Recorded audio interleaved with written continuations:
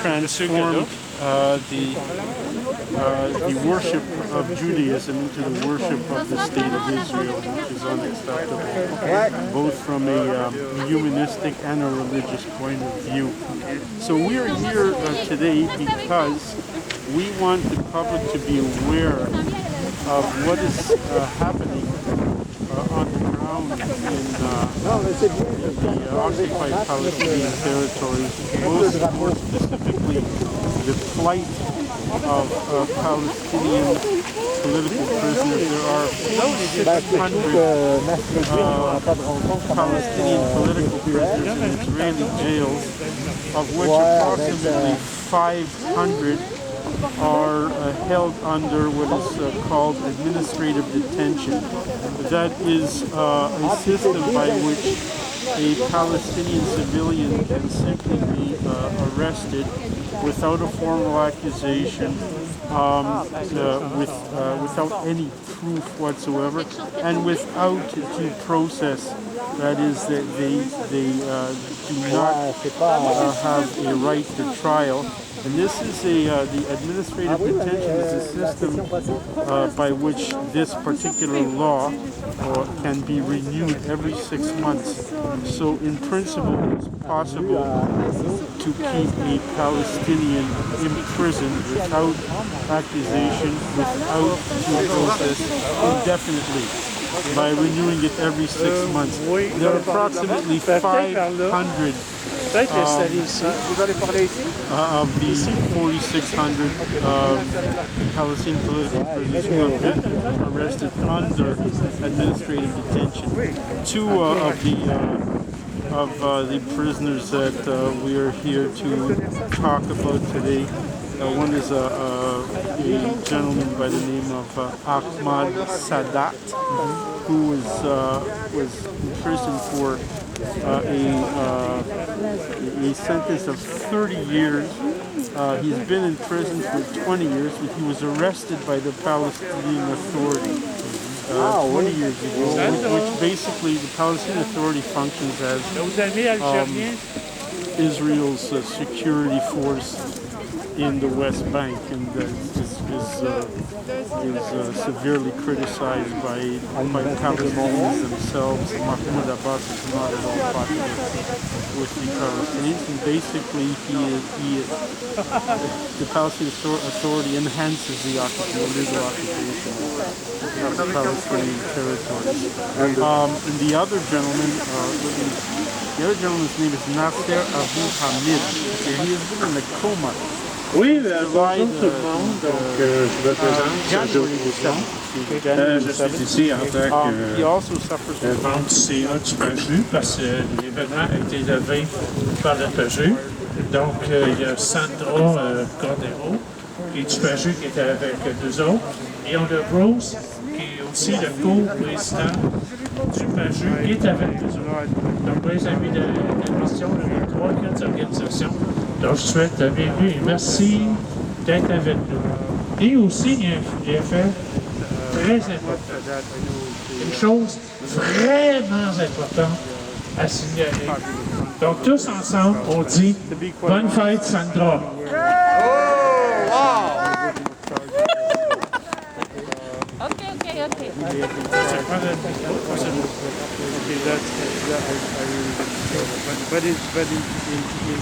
Ok, bonjour tout le monde, je suis de PAJU et puis oui, nous avons collé cette manifestation suite à Samidoun, le réseau Samidoun international.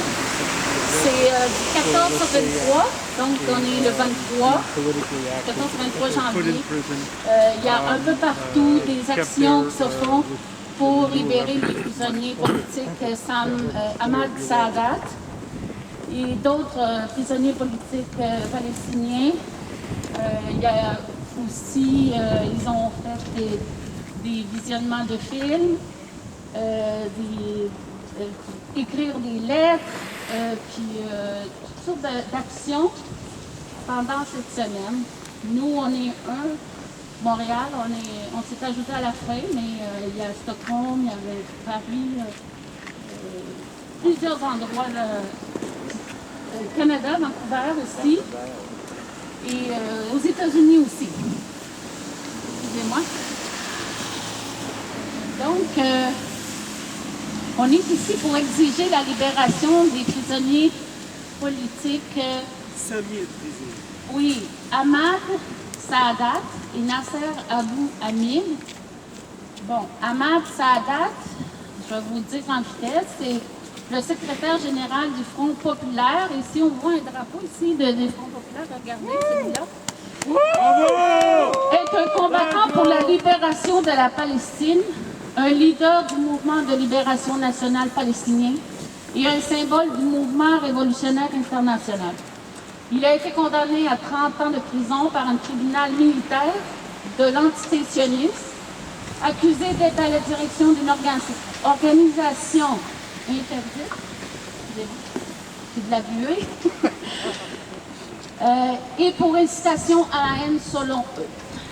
Depuis le 15 janvier 2002, cela fait maintenant 20 ans qu'il a été arrêté par l'autorité palestinienne dans le cadre de la coopération en matière de sécurité avec le camp sioniste. Oui. Monsieur Rose va vous en parler tantôt. Et je voulais juste vous dire, l'autre monsieur prisonnier palestinien, c'est Nasser Abou Hamid. Il a 49 ans. Il est du camp d'Al-Amari à Al-Biret et dans le coma depuis vendredi le 7 janvier 2022, après avoir souffert d'une grave inflammation des poumons suite à une contamination bactérienne. Donc, les autorités ne veulent pas lui laisser le traitement. Donc, c'est inacceptable. Oui, c'est ça. Oui, c'est ça. Alors, comme Serge a dit tantôt, c'est FAJU, aussi Canada Sanctions Israël et aussi avec la Fondation canado-palestinienne du Québec. Et il faut pas oublier qu'on a nos amis de Voix juive oui, Voix juive, indépendantes sont venus. Je ne sais pas s'il y a des gens de Voix juive, je donne la parole comme ça. Ah, vous êtes là. Et on a aussi quelqu'un ici d'Amnesty.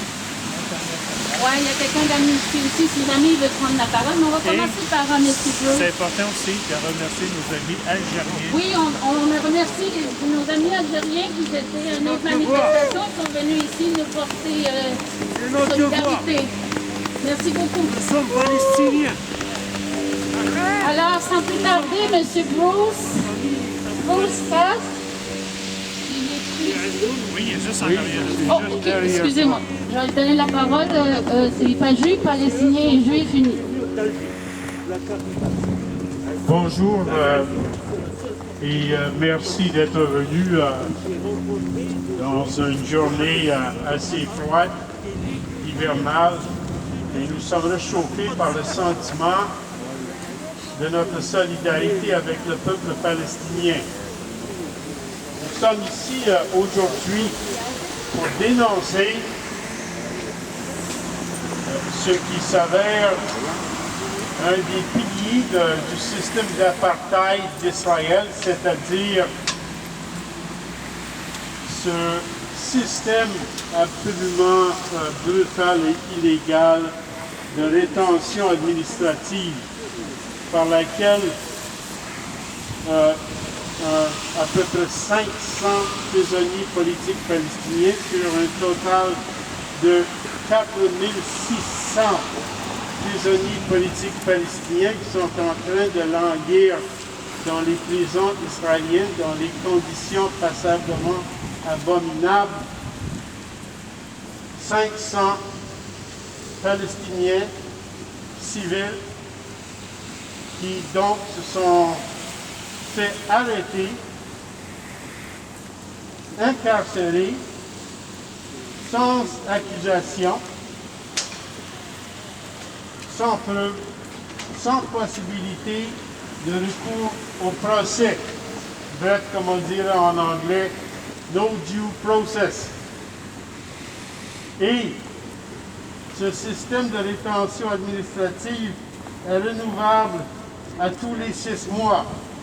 Ce qui veut dire qu'un prisonnier politique palestinien peut être incarcéré indéfiniment, car le système se renouvelle à tous les 6 mois.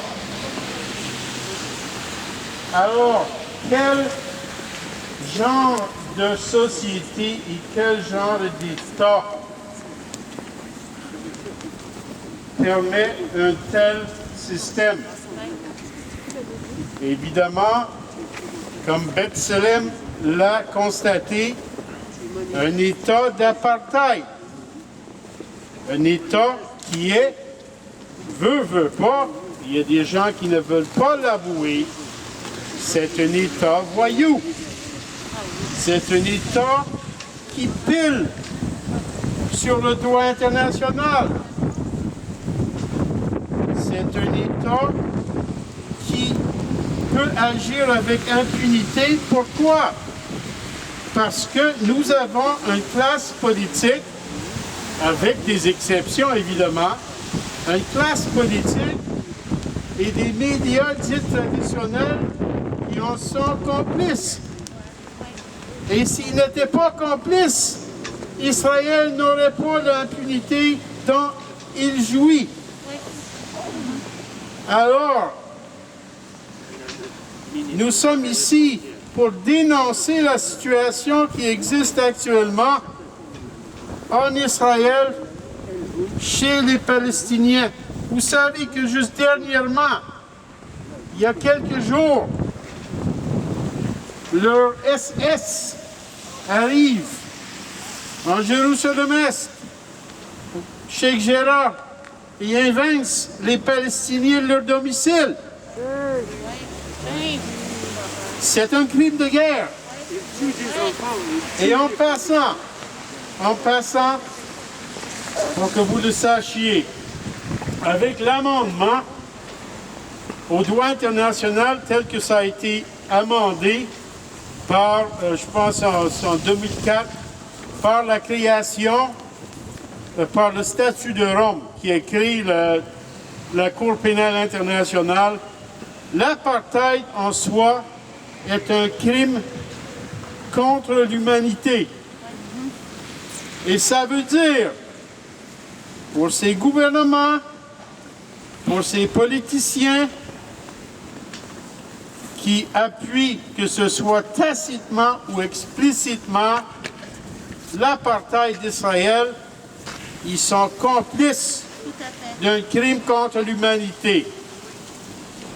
Maintenant, moi, je pense que ce qu'il faut faire maintenant, c'est de toujours faire référence à l'apartheid d'Israël et même de dire il ne suffit plus juste de boycotter les colonies illégales. Il faut boycotter l'apartheid d'Israël. Bravo! Et ça, c'est partout. C'est en Israël, c'est en Cisjordanie, c'est à Gaza sous blocus illégal depuis 14 ans. Et je peux vous dire ceci, dans le cas que ça, c'est pas tout le monde qui le sait, Gaza est sous blocus depuis 14 ans parce que Israël, vers la fin des années 90, avait découvert, ça avait déjà été découvert par les Palestiniens, qu'il y a des réserves de gaz naturel très importantes dans les eaux territoriales palestiniennes près de la côte de Gaza, qui appartient aux Palestiniens, mais qu'Israël est en train de voler et vendre ailleurs. C'est la raison pour le blocus, tel quel. Blocus, crime de guerre, comme tel. Alors, on boycotte l'apartheid d'Israël. On boycotte tout ce qui appartient à Israël. Et ce n'est pas juste les colonies, c'est tout Israël. Tous les territoires occupés, mais aussi Israël propre. Et à partir d'aujourd'hui, on ne cesse de parler de l'apartheid d'Israël parce que ça les énerve. On veut les énerver. Yeah. je peux vous dire que moi-même étant un juif antisioniste, qui est antisioniste depuis des décennies, et pour l'organisation que je représente, Pajou, qui a été fondée en novembre 2000, qui maintenant existe depuis plus de 21 ans, on n'acceptera jamais que les sionistes parlent au nom des Juifs. Jamais! Et je vous dis ceci, la libération des Palestiniens, ça viendra parce que c'est inévitable. Et le processus qui a été entamé avec BDS est irréversible. À la fin, il y aura une double libération. Il y aura la libération du peuple palestinien et la libération des Juifs du joug suffocant de sionisme. Merci. Bravo. Bravo à vous. Merci. J'aimerais, passant au oublié, il faut remercier un organisme qui est avec nous dans l'organisation de cet événement-là, c'est Samidoun. Samidoun, qui est une organisation très reconnue, qui se bat pour la libération des prisonniers palestiniens. Donc, vous êtes... Samidoun. Vous. Non, pas de... Je vais continuer. Donc, je veux juste dire, est-ce que quelqu'un de Fondation canadienne palestinienne et du Québec est ici? OK. Tiens, je vais prendre la parole. Bonjour, mon nom est Denis, je suis de la Fondation canado-palestinienne du Québec. Merci Sandra, bonne fête Sandra. OK, merci. C'est quoi ça? Es-tu Capricorne? Il faut nous le dire. Non, perso! Ah bon! Merci à Taha pour le système de son. Yanis, tu peux être fier de ton papa.